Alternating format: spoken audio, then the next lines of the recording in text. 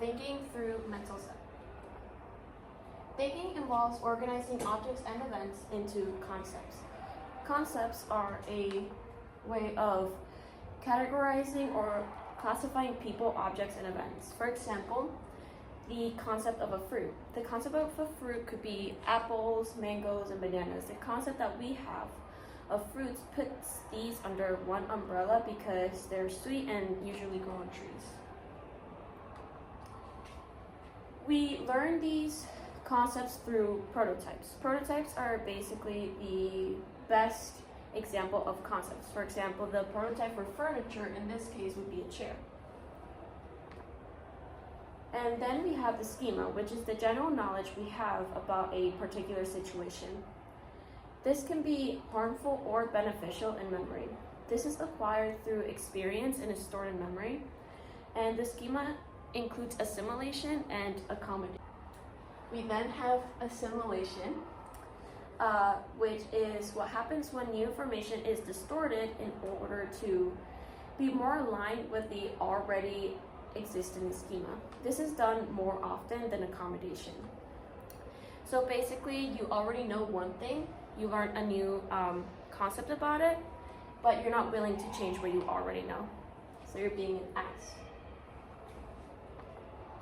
We then have accommodation, which is when you change your own schema to fit the new information learned. So you're already changing, you're accommodating to what you just learned. That's right, fool. Now I'm a flying talking donkey.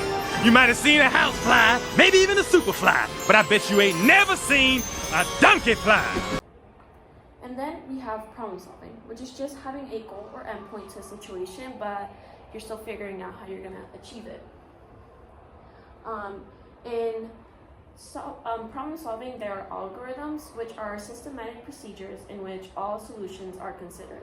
This guarantees a solution, but can be very time consuming. And then there are heuristics, which is basically a rule of thumb. You first have a representative heuristic, which is when you classify something based on how it represents something that you already know. This is usually seen in the use of stereotypes. And then you have an availability heuristic, which is just an estimation made from examples already existing that come to mind quickly, so you can think of them immediately. And then we have framing, which is regarding the fact that the way a question is worded or framed will affect the decision. For example, asking, do you favor building new street lamps?